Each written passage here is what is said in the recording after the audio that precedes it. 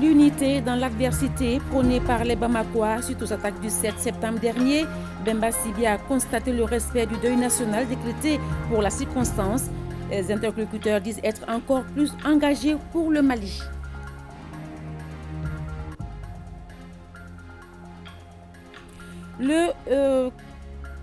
Le camp des pionniers est lancé. Pendant 2 semaines, les pionniers du Mali vont se retrouver et s'outiller pour la pratique de certains métiers techniques.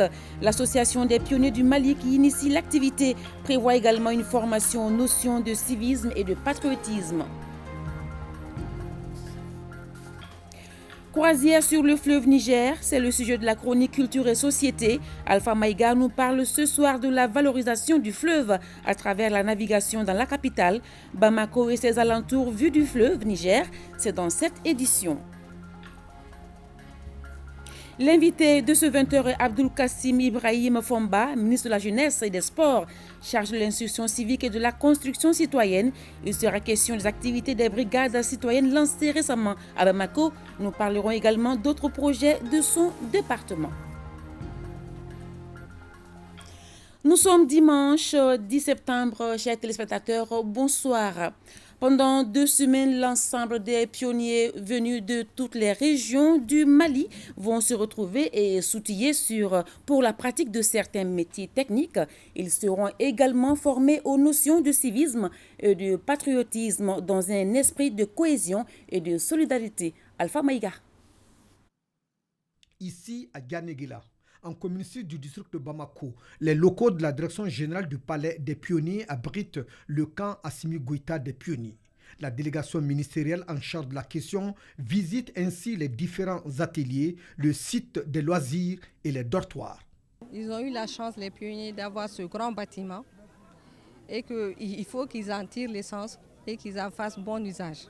Et à faire de ce palais un endroit attirant, propre, tranquille, où tous les jeunes du Mali voudront venir et passer des camps de pionniers ici. Ils sont 130 pionniers venus de toutes les régions du Mali et pendant 15 jours, offrir aux enfants et adolescents un environnement d'une culture de cohésion, de solidarité. Un camp de pionniers au sein du gouvernement, c'est l'amorce de vrais patriotes et c'est la mise en œuvre vraiment de la citoyenneté et c'est la souveraineté en marche. Nombreuses sont les autorités administratives et les anciens cadres pionniers à la cérémonie de lancement officiel du camp Assimi Goïta des pionniers du Mali. L'occasion est bonne pour saluer votre appui inestimable, sans lequel le présent camp n'aura pas été possible.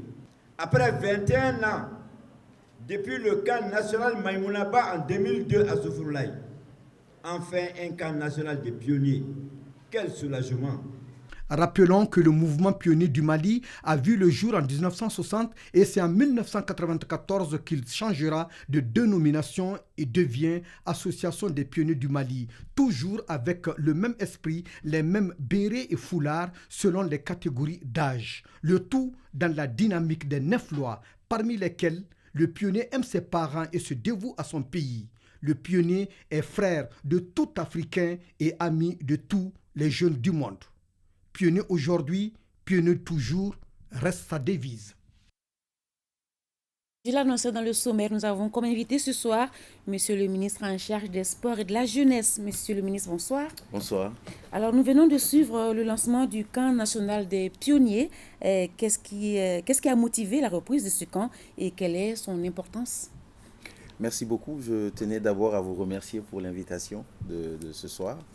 Et également présenter mes condoléances aux victimes qui sont du bateau de Tombouctou. Et vraiment, pour nous, c'est une triste nouvelle, mais également, ça amène à beaucoup réfléchir et à renforcer davantage notre engagement pour soutenir le pays et les autorités dans le processus aujourd'hui de sécurité qui se passe.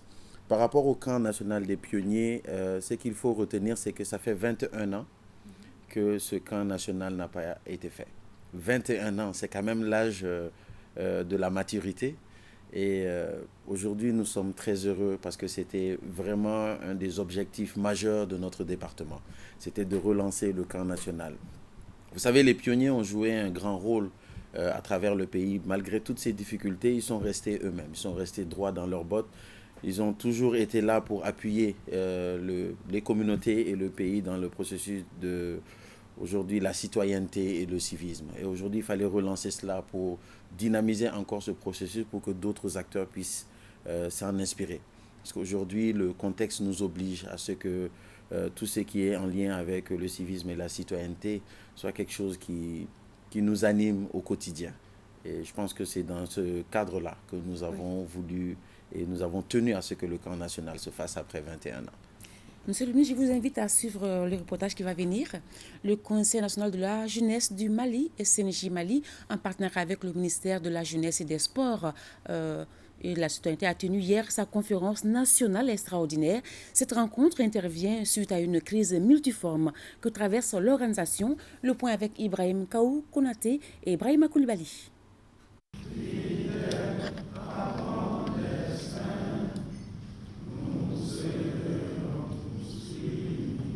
À l'ouverture des travaux de cette conférence extraordinaire, les jeunes venus de toutes les régions du Mali ont rendu hommage aux victimes civiles et militaires suite aux récentes attaques.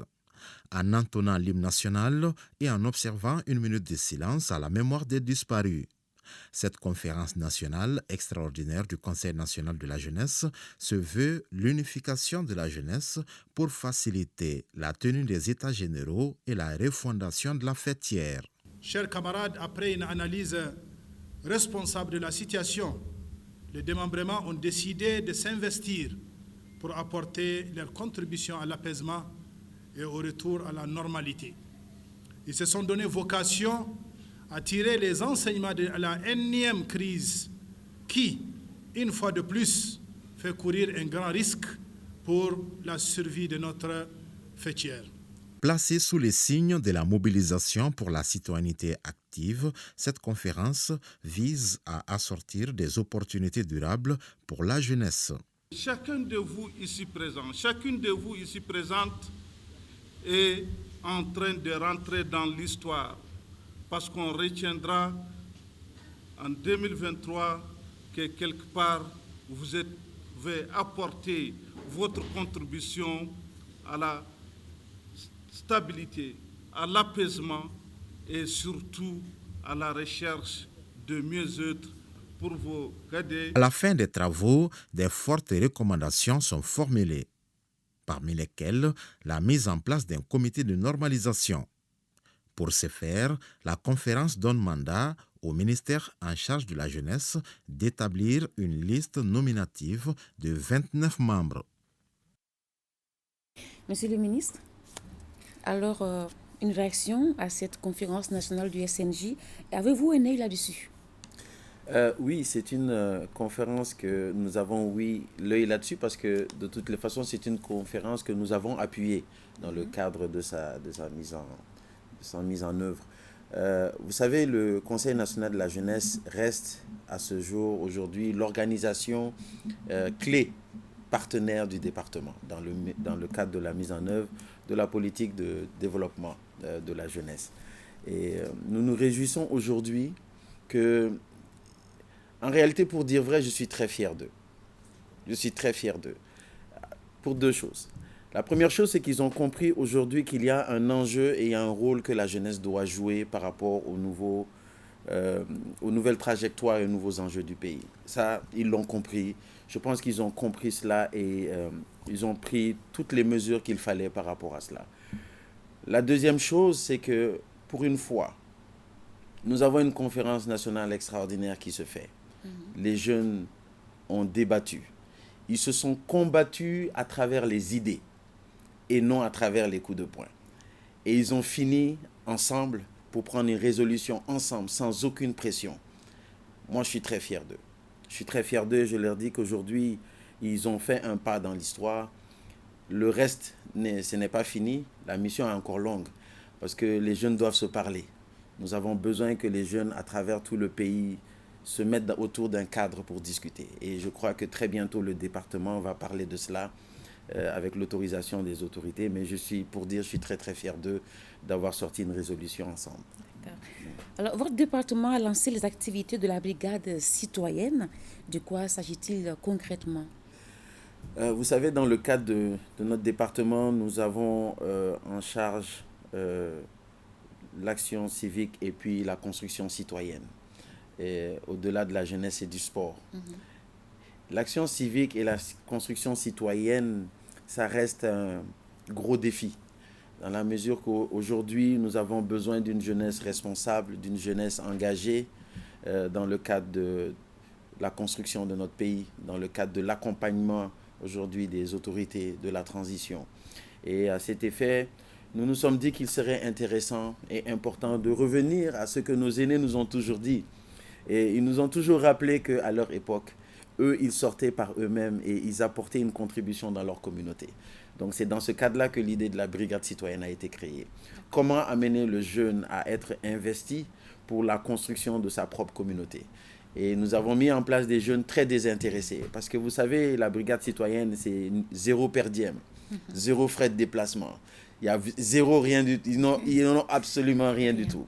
Mais ils sortent quand même tous les dimanches pour apporter un plus, eux, leur contribution par rapport au développement de leur communauté. Et ça va des fois à la construction de briques pour les cimetières. On l'a fait à Kati. Il y a eu des activités de reboisement. Il y a d'autres activités liées à l'assainissement. Ce week-end passé, ils ont fait des activités avec certaines forces de sécurité par rapport à la régulation de la circulation. Et pour nous, c'est extrêmement important parce qu'ils jouent un rôle capital aujourd'hui.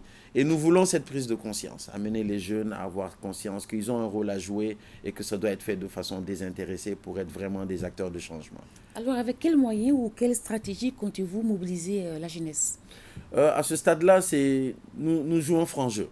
C'est-à-dire que nous jouons franc-jeu, nous disons juste la vérité. Nous appelons les jeunes, ce que nous sommes en mesure de faire, nous leur disons. Ce que nous ne sommes pas en mesure de faire, nous leur disons.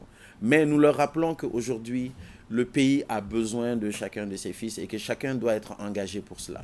Et c'est pour cela que je pense, à mon avis, que cette mobilisation se fait de façon désintéressée et vraiment de façon très engagée.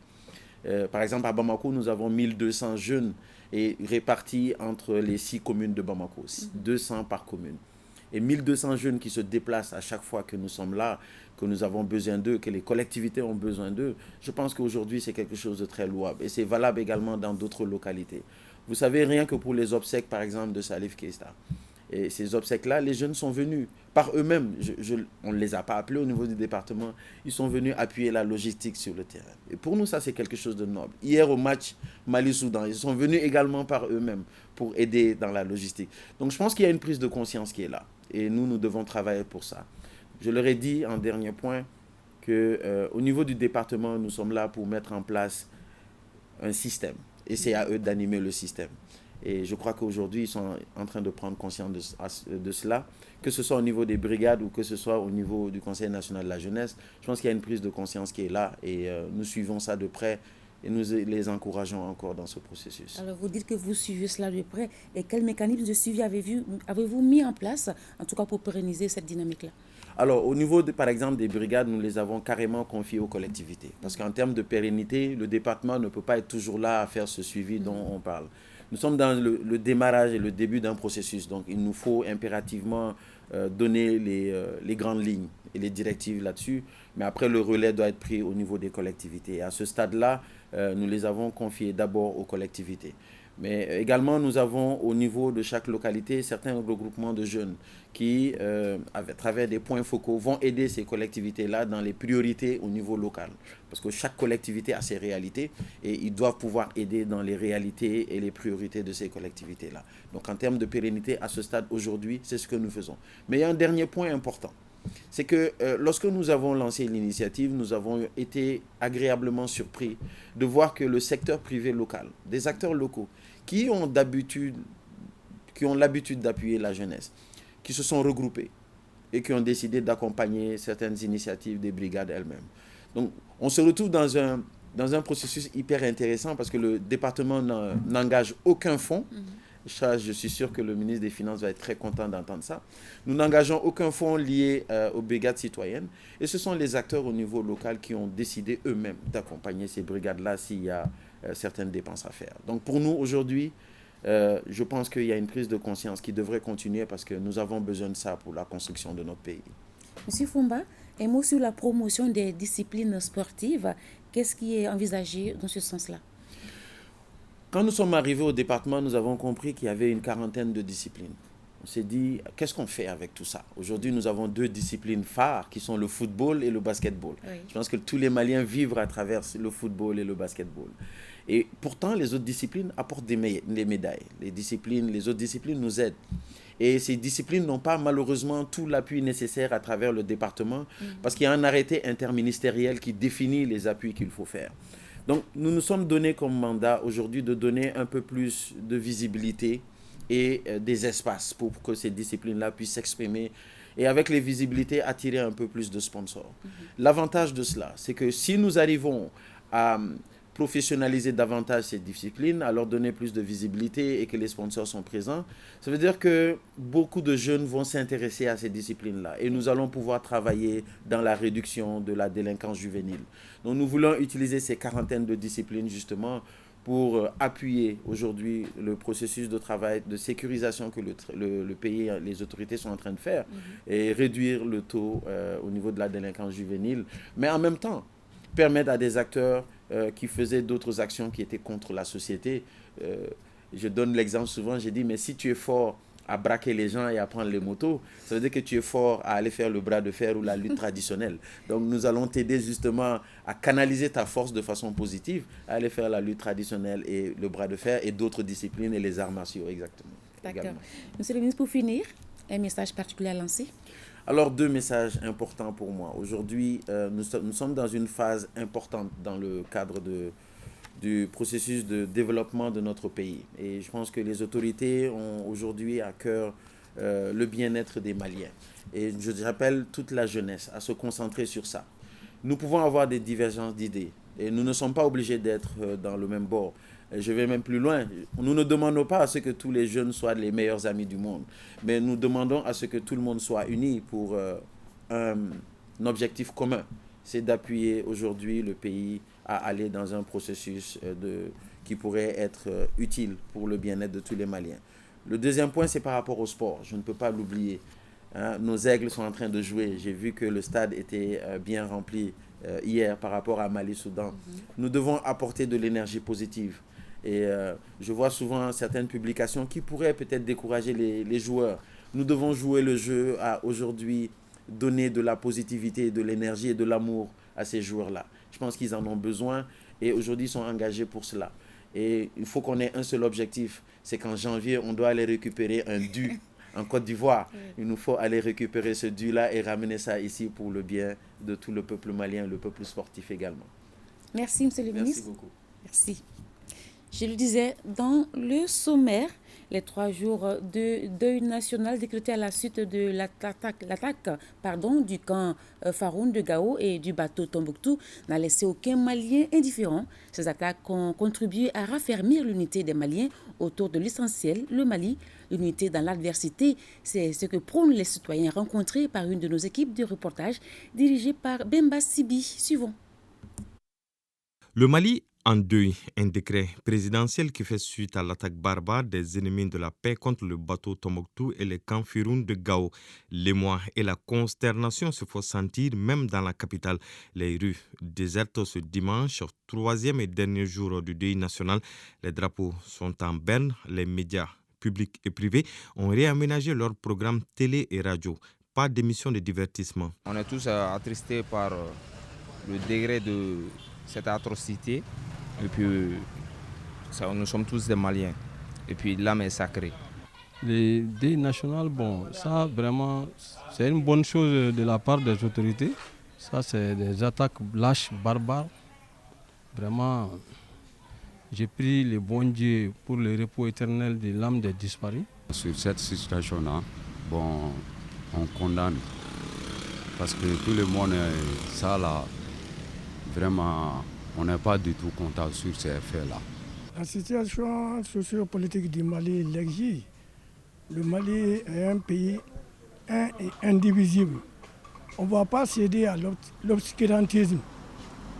Il faut qu'on soit unis pour combattre les esprits du mal. Et nous allons gagner, Inch'Allah. Le deuil, là, moi je pense que c'est normal.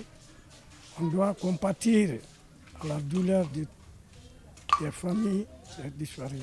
L'heure est donc grave et chacun doit se sentir soldat afin de barrer la route aux forces du mal.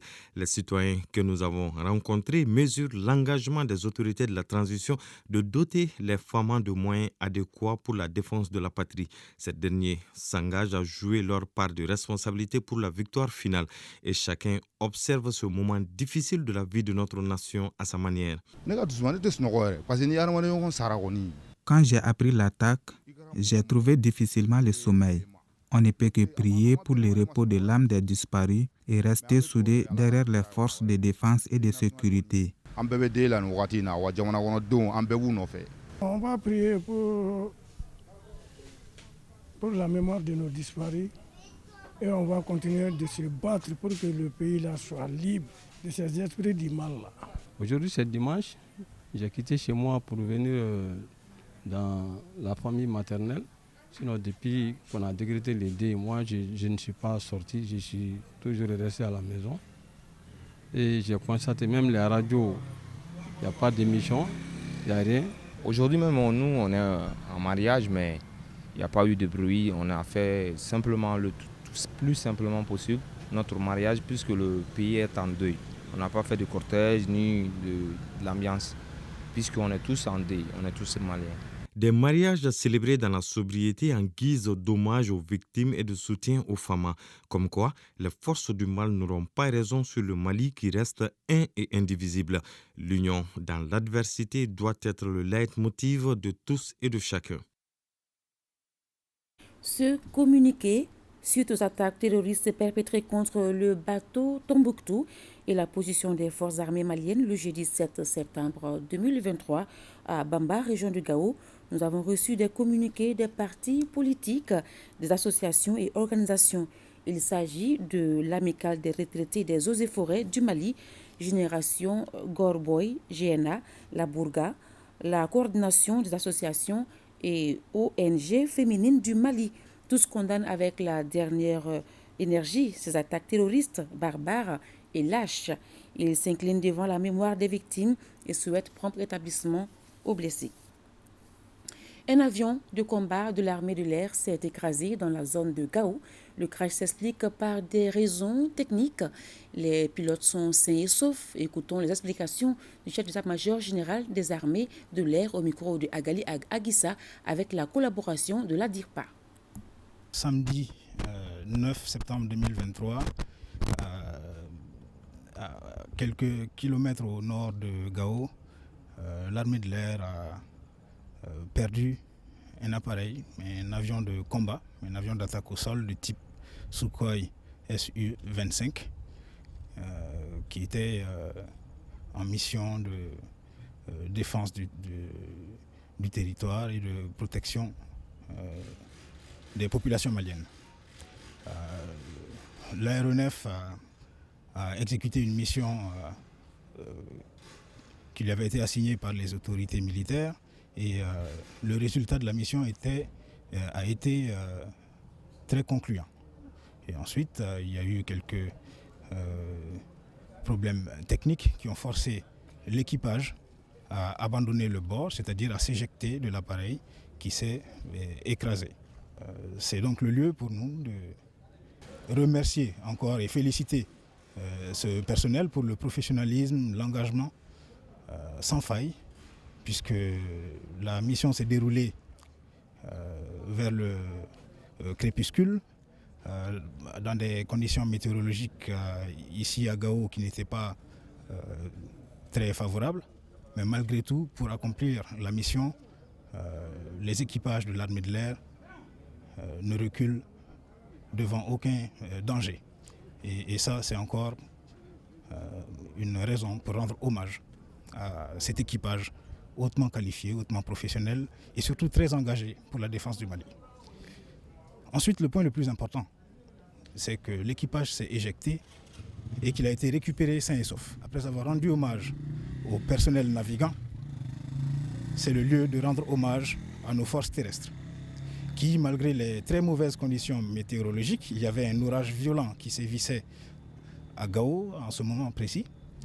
Donc malgré ces conditions, malgré la tombée de la nuit, malgré l'obscurité, malgré le terrain difficile, malgré les conditions extrêmement hostiles de l'environnement, nos forces terrestres, nos fusiliers commandos de l'air, nos forces spéciales sont sortis, ont mené une mission extrêmement périlleuse de recherche et sauvetage au combat pour signifier que l'armée malienne n'abandonne jamais.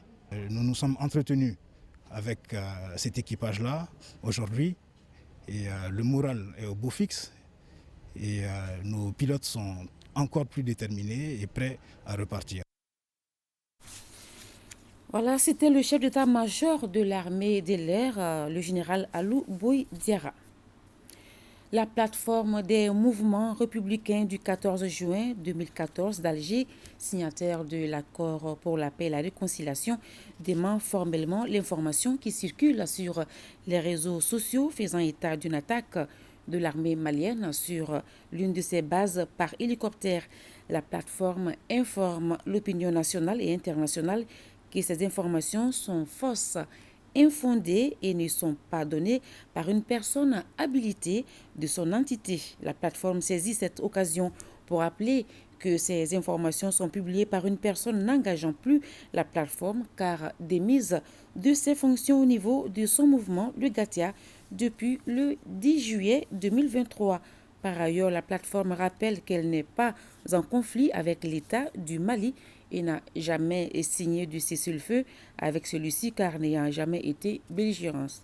La plateforme renouvelle son soutien constant aux plus hautes autorités et demeure républicaine. La plateforme invite toutes les parties signataires de l'accord pour la paix à privilégier la voie du dialogue en toutes circonstances et à abandonner celle de la violence meurtrière et des atteintes permanentes aux droits humains. 24 officiers supérieurs stagiaires de l'école de guerre du Mali ont effectué 4 jours de voyage d'études dans la région de Ségou. Ce déplacement a été une opportunité pour les auditeurs de mieux connaître la zone de Ségou et ses potentialités, deuxième région militaire du pays. Cela en vue de mieux se préparer pour les postes de responsabilité qui les attendent à la fin de leur mission. Plus de détails dans ce reportage de la DIRPA avec la voix de Ramata Konaté depuis Ségou. La deuxième promotion de l'école de guerre du Mali en voyage d'études à Ségou, la 4e région administrative du pays. Pour cette promotion de 24 officiers supérieurs, dont 2 personnels féminins, il s'agit de toucher du doigt la situation sécuritaire de la région et de mieux cerner les réalités de certaines structures, les potentialités de la région, entre autres. Après la visite de courtoisie au gouverneur de la région de Ségou, la présentation de la 2e région militaire, ces officiers stagiaires se sont rendus à la direction régionale de la police, aux ateliers militaires centraux de Markala, au camp de Bafo et dans certaines sociétés industrielles, entre autres. Les officiers, au sortir de leur école, puissent être déjà armés, déjà préparés à affronter les défis du moment. Ce voyage d'études conduit par le colonel-major Yacouba Sanougou s'inscrit dans le cadre des activités pratiques de formation et d'enseignement de l'école de guerre du Mali. Selon lui, ces échanges et visites ont permis aux auditeurs de faire le lien entre les connaissances acquises à l'école et leur mise en œuvre sur le terrain. Quant aux officiers supérieurs stagiaires, par la voix de leur porte-parole, colonel Ibrahim Samassa, ils se disent satisfaits de ce voyage d'études et félicitent le commandant de zone et l'ensemble des forces de défense et de sécurité ainsi que les autorités régionales pour leur engagement, leur détermination pour la sécurisation des personnes et de leurs biens. Cette visite est d'autant plus un honneur qu'à l'issue de votre cursus à l'école de guerre, vous serez ces officiers supérieurs désormais aptes à exercer le commandement au plus haut niveau. C'est pourquoi je remercie et salue votre direction et tous les membres du pôle d'enseignants et d'encadreurs de l'école de guerre du Mali pour les choix portés sur notre région. Cette deuxième promotion de l'école de guerre du Mali est composée uniquement d'officiers supérieurs maliens. L'éducation au développement durable au Mali, un engagement fort de l'UNESCO pour la lutte contre les changements climatiques. Un atelier est organisé à ce sujet. L'initiative vise à préparer les jeunes à être des gardiens responsables de la nature. Compte rendu à Guibou Koulibaly, Tchédje Kamara.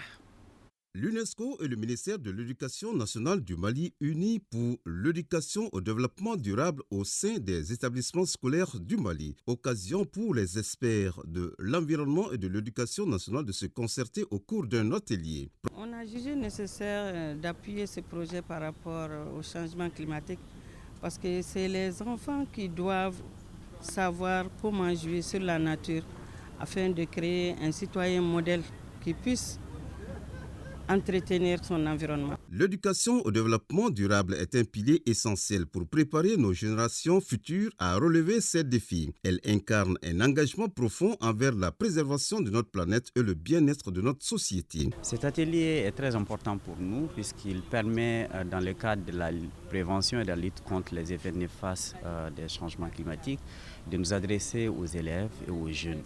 Puisque, comme vous le savez, c'est quand même la couche majoritaire de notre pays, ici au Mali.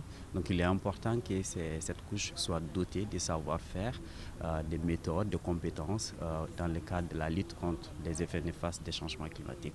Pour les autorités scolaires, l'éducation au développement durable ne se limite pas à la salle de classe. C'est un effort continu qui doit impliquer l'ensemble de la société, de la communauté éducative aux décideurs politiques. C'est l'homme qui est à la base des destructions de l'environnement, c'est l'homme aussi qui peut reconstruire ou construire l'environnement. Donc, si c'est l'élément central, il faudrait agir sur lui depuis le bas âge pour lui permettre d'avoir toutes les ressources nécessaires pour agir sur son environnement de façon responsable. L'atelier a ainsi jeté les bases d'une collaboration renforcée entre l'UNESCO et le Mali pour promouvoir l'éducation au développement durable. Tenue d'une assemblée générale constructive de l'association Global Standard 1, GS1 Mali, un système de code-barre sur les emballages des produits à l'exportation déjà présents dans plusieurs pays. L'assemblée est organisée par l'Agence pour la promotion des exportations au Mali en partenariat avec le programme des Nations Unies pour le développement PNUD dans le but de permettre au Mali de répondre aux exigences des marchés internationaux. On en sait plus avec Mariam Kouni. Les produits échappent très souvent à l'attention des consommateurs. Pourtant, c'est grâce à ces codes que l'on arrive à retracer l'origine des marchandises.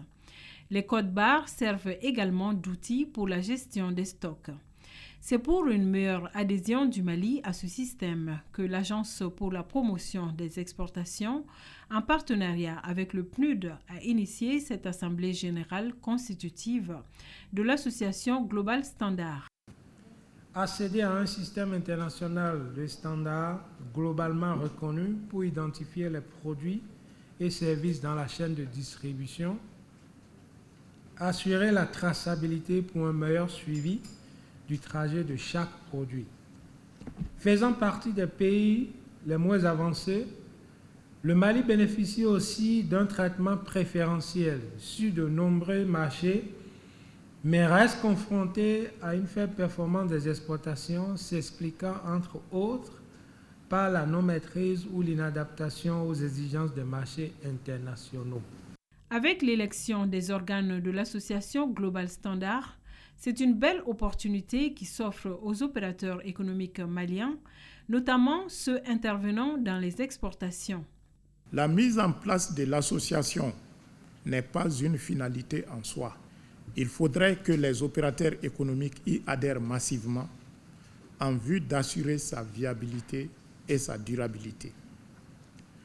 À cet égard, au nom du ministre de l'Industrie et du Commerce, je lance ici et maintenant un appel aux organisations faîtières du secteur privé pour s'impliquer dans la sensibilisation de leurs ressortissants pour qu'ils puissent s'approprier cette association qui est la leur. Cet événement est vraiment salutaire chez nous au niveau de la Chambre de commerce et d'industrie du Mali pour vraiment permettre à notre commerce de se développer sur le plan international. L'opérationnalisation effective du système devrait contribuer à renforcer l'accès au marché extérieur et à promouvoir le Made in Mali. L'initiative Spotlight et ses partenaires lancent à Bamako le symposium national sur l'apprentissage. Il est organisé par le groupe national de référence de la société civile et Spotlight, qui fait de partager des connaissances sur les violences basées sur le genre. Reportage Ibrahim Kaoukounati et Sidi Kibalo. Cette rencontre de partage de connaissances a réuni les acteurs et spécialistes œuvrant contre les violences basées sur le genre. Elle est une initiative du programme Spotlight et ses partenaires. La cérémonie qui nous réunit ce matin est un cadre idéal de l'initiative Spotlight pour un échange de connaissances, de réfléchir sur le parcours collectif et de galvaniser sur nos réalisations afin de maintenir l'élan pour mettre fin aux violences faites aux femmes et aux filles. L'initiative Spotlight au Mali touche à sa fin et il est important de faire le point sur la somme des connaissances et des bonnes pratiques enregistrées tout au long du programme. Il est important de partager ces connaissances et ces bonnes pratiques. Il est aussi important de s'assurer que les acquis ne disparaissent pas une fois que le programme sera terminé, mais au contraire qu'ils puissent faire tache d'huile. Cette mutualisation des efforts des Spotlight, de la société civile et le système des Nations Unies a été appréciée par les autorités. Qu'il me soit ainsi permis de rappeler ici que l'objectif du programme Initiative Spotlight cadre parfaitement avec l'engagement du gouvernement du Mali. En témoignent les actions fortes consignées dans le programme du président de la transition, chef de l'État, son Excellence le colonel Assimi Goïta, en faveur des couches vulnérables, plus spécifiquement les femmes et les filles, afin de les protéger contre les nombreuses formes de violence et de discrimination, surtout celles affectées par la crise multidimensionnelle. Pendant 2 jours, les participants vont élaborer un document de synthèse des activités menées et celles à venir. L'architecture de gouvernance de la SOMAPEP-SA, la question était au centre d'une session de renforcement de capacité à l'intention des membres du conseil d'administration de la Société malienne du patrimoine de l'eau potable. Pour plus de précisions, suivons ce reportage de Jacqueline Dakou et Issaba de ORTM Ségou. Les administrateurs de la Société malienne de patrimoine de l'eau potable SOMAPEP-SA sont à Ségou pour approfondir leurs connaissances afin de maîtriser les mandats d'administrateurs, mais aussi pour passer en revue les contours des procédures et règles agissant la passation de marchés publics. Ces administrateurs mettront l'accent également sur des procédures et normes d'évaluation de performance des grands projets et programmes de la société et bien d'autres. Pour exercer efficacement son mandat d'administrateur au sein d'une société anonyme dans l'espace OADA, tout membre du conseil d'administration doit maîtriser les dispositions de l'acte uniforme relatif aux droits des sociétés commerciales et du groupement d'intérêt économique régissant le conseil d'administration et le statut individuel de l'administrateur. Cette retraite de 3 jours des membres du conseil d'administration est importante dans la mesure où elle servira de boussole pour une meilleure gouvernance de la SOMAPEP-SA. L'administrateur doit maîtriser les textes et règlements internationaux, communautaires et nationaux, régissant les attentes spécifiques en matière d'eau et l'impact des réformes budgétaires communautaires au sein de l'UMOA en matière de performance attendue des sociétés publiques. En marge de cette retraite, les administrateurs vont visiter la station de traitement d'eau potable de Markala. Toujours à l'intérieur du pays, la transformation industrielle du pois sucré devient une réalité à Sikasso. Une unité de transformation vient d'être réceptionnée. Elle va largement contribuer au développement de la filière et de quoi donner le sourire aux acteurs de la chaîne de valeur des 17 communes productrices de la région. La construction de cette unité de transformation a coûté 96 millions de francs CFA. Moussokoro Sirime Amadou Dolo. Avec une production de 6 000 tonnes par an, le pois sucré se positionne à la 4e place des cultures de rente dans la région de Sikasso, après le coton, la pomme de terre et la mangue. La réception de l'unité de transformation du pois sucré et des PA vient donner un coup d'accélérateur à un secteur qui peine à atteindre sa vitesse de croisière. L'infrastructure compte des salles de transformation, de stockage des produits bruts et finis, celle des pièces d'échange des équipements, entre autres. 200 kg. L'unité a une capacité de production de 200 kg par jour et on emploie 8 personnes.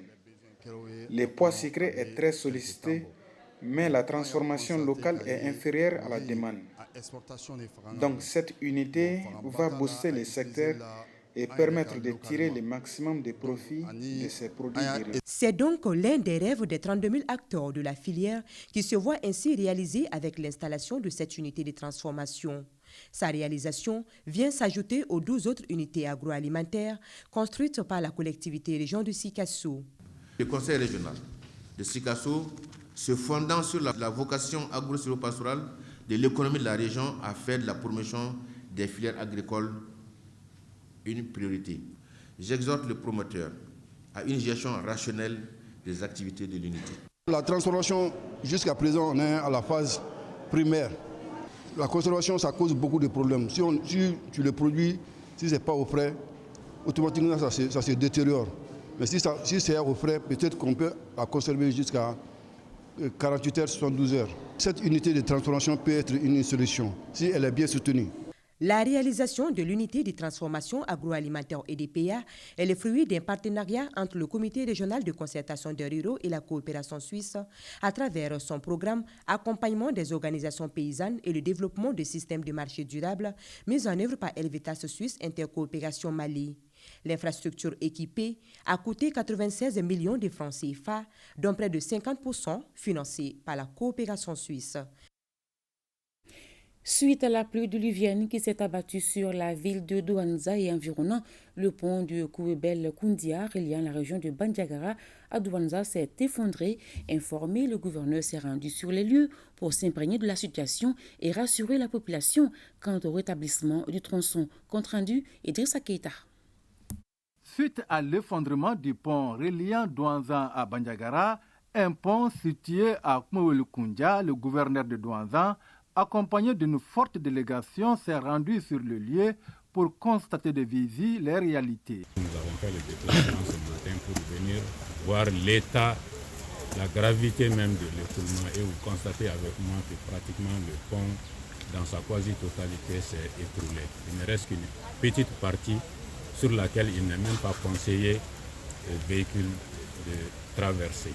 Le gouverneur a également rassuré la population que cette situation ne va pas perdurer car les mesures sont déjà en cours pour rétablir ces tronçons vitaux pour les activités économiques. Les dispositions urgentes sont en cours pour que la circulation ne soit pas interrompue sur ce trajet. Et ces dispositions vont être prises à très court terme pour que la circulation continue, certainement à travers une déviation. Et à moyen terme, des dispositions aussi sont envisagées pour vraiment remettre en état ce pont tel qu'il était avant. Auparavant, le gouverneur s'était rendu chez les notabilités de Kouébel-Koundia et les a exhortés à plus d'union et d'entente pour une paix durable. La force juvénile pour le renouveau Mali, COFOR, s'engage à former les jeunes de toutes les régions du Mali et de Bamako au processus électoral, cela afin de minimiser les crises pré- et post-électorales de Bougouni, Abdul Karim Kounaté et Djibril Bakayoko. Améliorer les compétences en plaidoyer et de lobbying des jeunes pour les efforts d'engagement avec les diverses parties prenantes électorales, contribuer à la réussite des opérations électorales et à l'apaisement du climat social lors des périodes de pré- et post-électorales dans la capitale et dans toutes les régions du Mali, tels sont entre autres objectifs de ces projets de formation sur la participation des jeunes au processus électoral, initié par les forces juvéniles pour le renouveau au Mali, COFOR. Pour relever ces défis, il nous faut rester ensemble, déterminés, prêts à nous impliquer afin d'assurer une participation effective de la jeunesse au processus décisionnel de notre pays. C'est pourquoi j'exhorte tous les acteurs de la jeunesse de Bougouni, notamment ceux qui bénéficieront de cette formation, à se mobiliser et à s'approprier cette formation afin d'être des relais auprès d'autres jeunes de la région. La participation électorale est le fondement de toute société démocratique. C'est le moyen par lequel, en tant que citoyen, chacun peut exprimer ses préférences, ses valeurs et ses aspirations. Pour l'apaisement du climat social, pour participer au développement de notre pays, la jeunesse doit jouer un rôle extrêmement important. Pour cela, je les invite à suivre avec la plus grande attention cette formation afin quand même qu'ils puissent tirer les meilleurs profits de cette formation.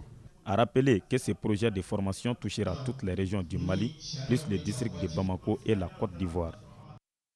Ici à Bamako, cérémonie d'adhésion et d'implantation du parti Arema, Alliance pour la refondation du Mali, dans le quartier de Sangaré-Bougou, en commune 1 de Bamako. Le détail avec Mohamed Sangaré.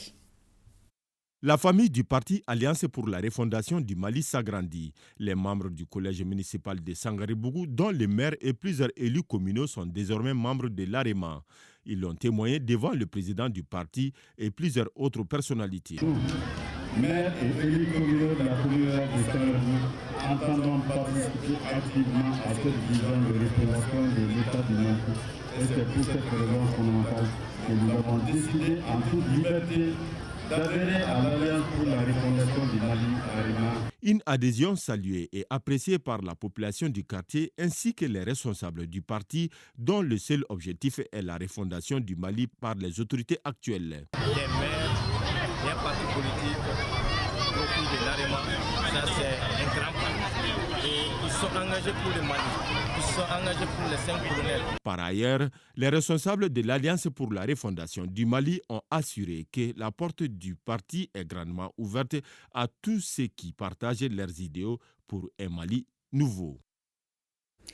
La chronique culture et société nous fait naviguer sur le fleuve Niger, la valorisation de cette source nourricière ici dans la capitale à travers des croisières. C'est la thématique de la chronique.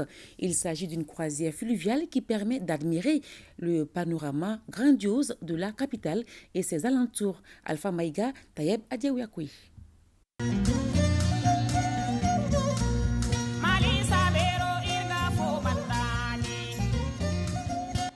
On est fier du fleuve Niger comme le magnifie l'artiste Fissa Mega.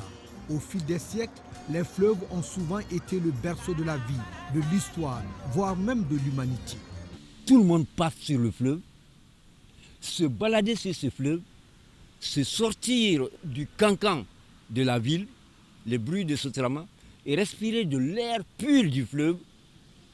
Quoi de plus beau et quoi de plus normal? Dans le cadre d'une croisière fluviale, c'est vers ce retour aux sources qu'on est convié. On a la chance de découvrir la capitale, ses atouts et ses perspectives. Pourquoi ne pas exploiter pour des fins touristiques en mettant quand même le matériel flottant, que sont les bateaux, pour faire des croisières, ne serait-ce qu'entre les deux ponts, on joint l'utile à l'agréable. La croisière fluviale comporte de nombreux avantages. Elle nous permet d'admirer en permanence le panorama grandiose de Bamako. Bamako et sa périphérie. Vous savez que ce fleuve est jonché d'îles. Nous avons l'île dite de Baroutal, nous avons l'île des chasseurs, nous avons l'île des Baobabs. C'est une autre façon de lire et de comprendre l'historique de Bamako. On se retrouve jour après jour au centre de l'action, dans un nouveau lieu débordant de richesses historiques et culturelles. René Kaye a passé par là. Sundiata et Soumaourou auraient passé par là pour aller jusqu'à Koulikoro. Le combat de Simon Yanabassi, qui s'est déroulé à quelques encablures ici, avec Damonzon, s'est déroulé ici. Et c'est pour cela qu'on appelle ce fleuve le Djoliba. Donc, le fleuve rouge. À partir de là, nous pouvons aller jusqu'en Guinée. Et dans un passé récent, ici, on appelait le port de Cancan. Tous les produits venant de la Guinée s'arrêtaient ici et le Bamako venait s'approvisionner. Il y a des peuples nomades sur le fleuve qui se déplacent au rythme des saisons de pêche ou de culture sur leurs pinasses de bois, les somonos, les bozos et les sorgho. L'eau est source d'économie. Imaginez-vous qu'on déplace tout simplement ce bateau avec les visiteurs. Toute la chaîne économique qui est derrière cette activité. Nous avons des photographes qui viennent faire rapidement leurs photos et qui viennent vendre. Nous avons des petits produits, l'eau, le téléphone, un restaurant qui marche. Et puis, ça permet aux jeunes de comprendre le fleuve. Le troisième fleuve de l'Afrique, après le Nil, le Congo et le Niger. Le fleuve Niger est par exemple l'artère centrale du Mali. Il lui apporte de l'eau douce, permet les échanges commerciaux et le voyage des personnes, la culture du riz et autres légumes.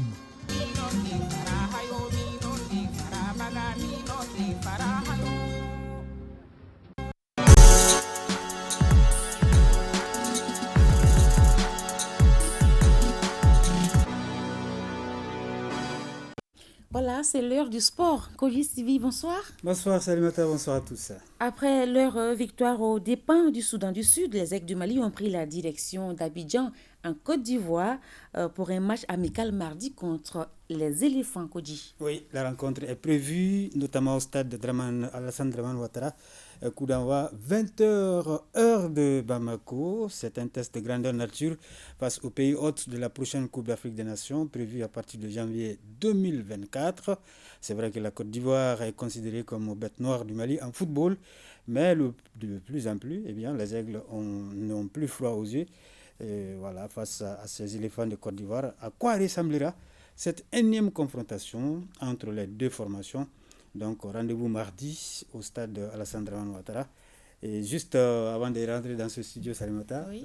Notre envoyé spécial Alidji Matina m'a dit que les Aigles sont bien arrivés à Abidjan et ont été accueillis par une forte colonie malienne. Super. Alors Koji, maintenant, direction Koulikoro avec les nouvelles de la Super Coupe Colonel Assimi Goïta. La compétition est au stade des demi-finales. Oui, demi-finales prévues lundi et mardi, avec comme affiche CNT contre Ségou et Bamako face à Tombouctou. La phase de poule a pris fin et a donc suscité un réel engouement.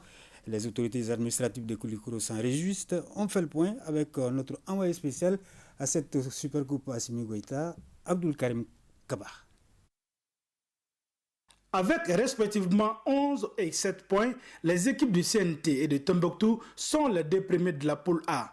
Dans l'autre poule, les deux meilleures formations sont Bamako et Ségou. 3 victoires et 2 nuls sont la motion pour l'équipe de la capitale, donc 11 points. 3 victoires et 2 défaites, c'est le résultat obtenu par Ségou, 9 points. Ces rencontres de phase de groupe se sont bien déroulées dans une bonne ambiance. Un sentiment de fierté de voir tous ces jeunes-là ici, près de 300 jeunes donc à Koulikoro, pour parler de sport, pour parler de paix, pour parler de stabilité, pour parler de cohésion. Alors, c'est vraiment une fierté pour la région. Pour le reste, notamment les demi-finales, le colonel Lamine Kapori Sanogo réitère son appel à la population pour une mobilisation afin de soutenir les équipes. Il y a eu une innovation cette année à Koulikoro. Le maire a initié ce qu'on appelle le Djatigia.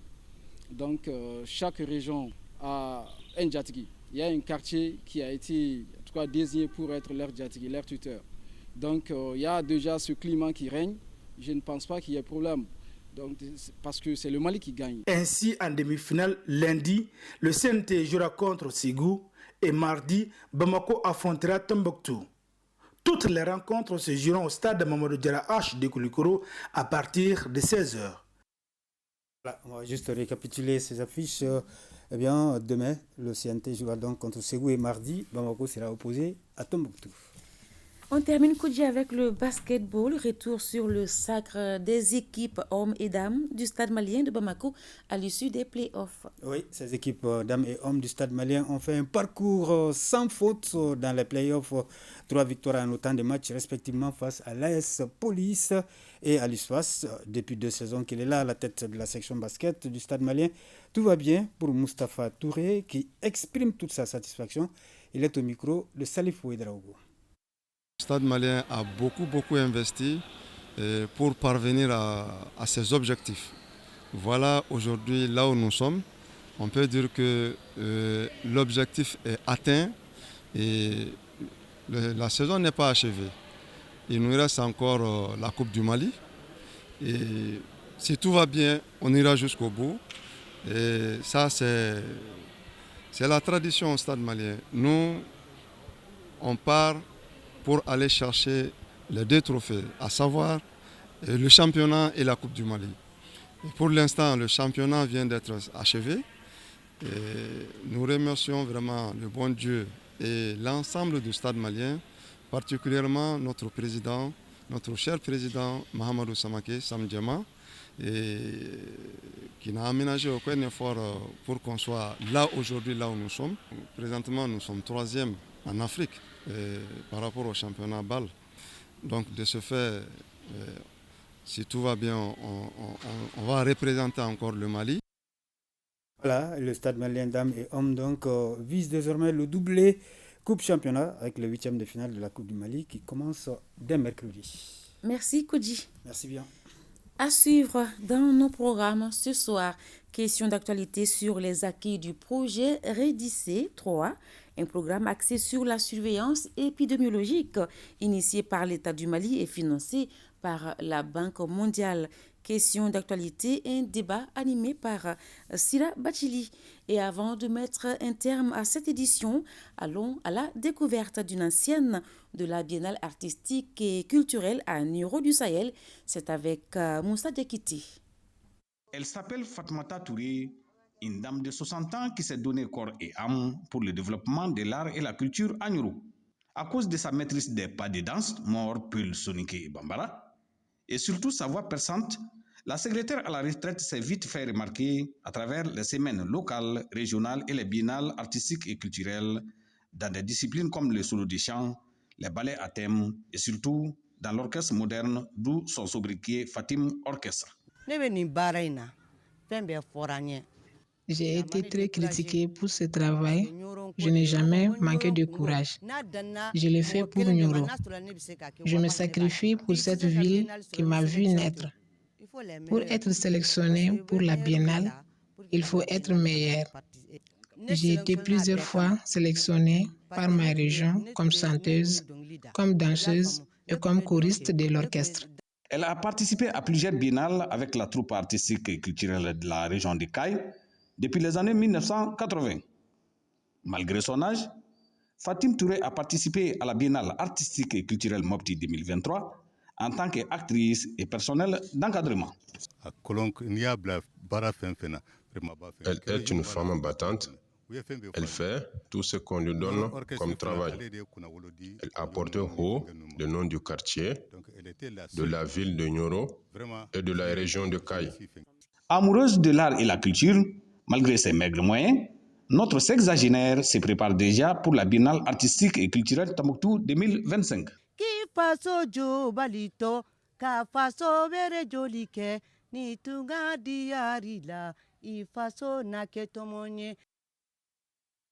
Voilà, c'est la fin de cette édition. Retrouvez demain 13h Abdul Karim Kaba et à 20h Fousseni Tunkara. Merci et bonne soirée.